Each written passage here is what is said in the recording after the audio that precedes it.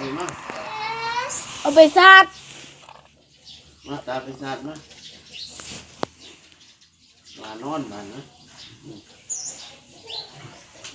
มาตาไปซาดลูกเลย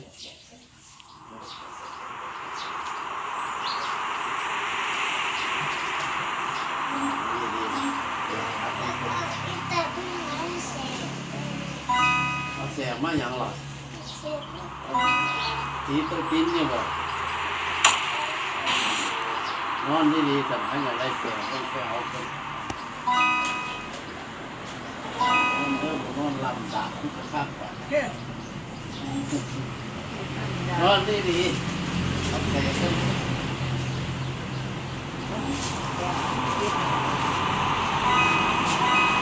ลูกขึ้นมาแล้วนอนเลยแจ๊ไปกดเอาแล้วก็เงินนอนมาเบาได้ยาย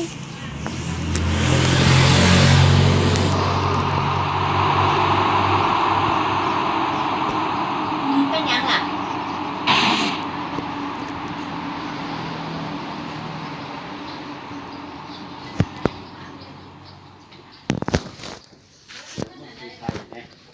เงิน500เองดิ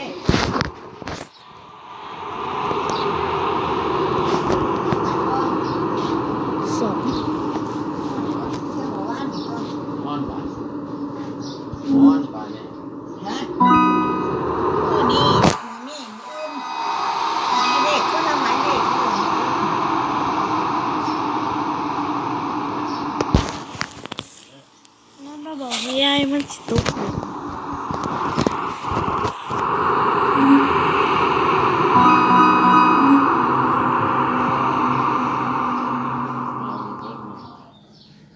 หนาวดิบ่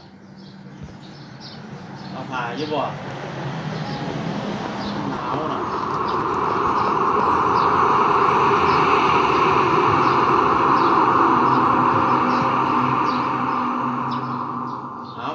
อยู่กับว่านอนไปโอ้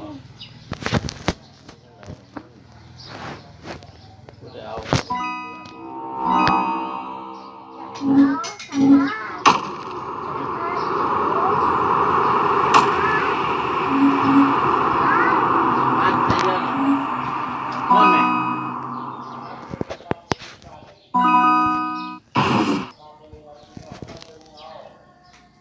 ท่านลูกสนะ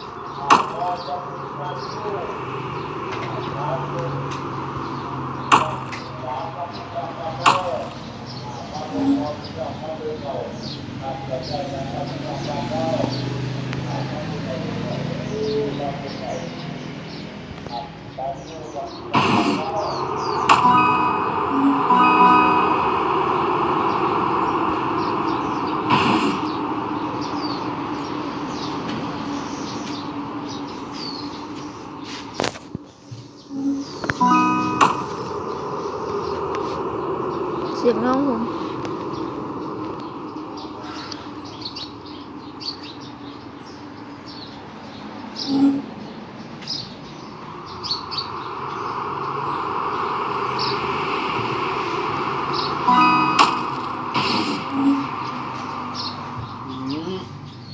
นอนนี่ดีนอนลงไป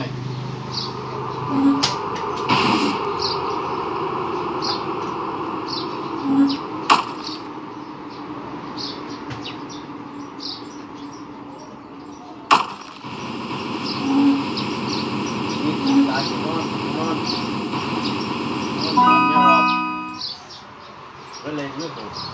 เราจะตีก็ได้แต่นำหัว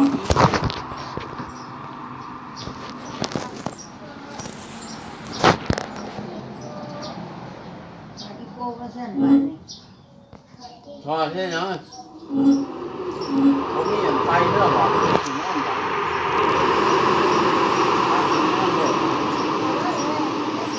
เสีย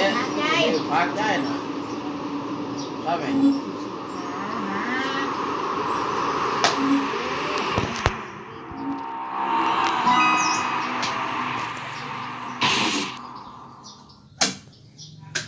ถึงร้านของเด้อถึงไรเด้อ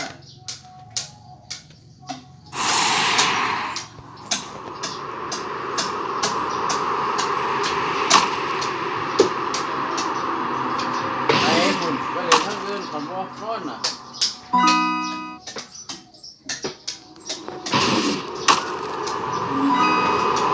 เนี่ย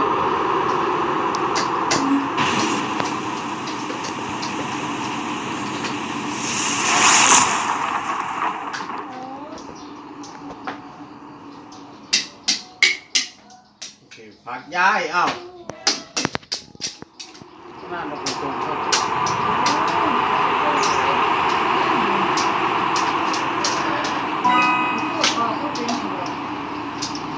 มันเป็นอยู่แล้วงานมันเป็นฝากมันเลยมันก็ยากแล้วมันซื่อ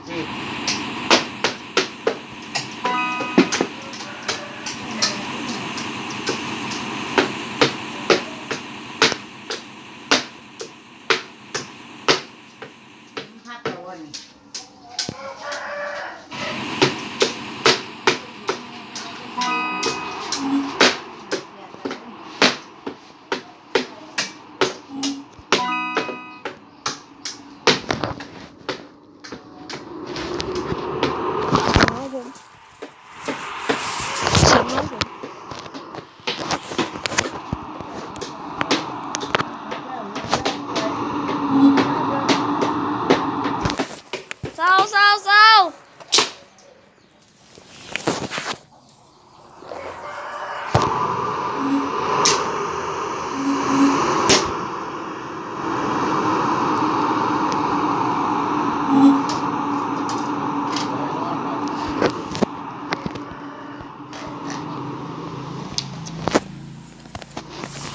อาจารย์กอไก่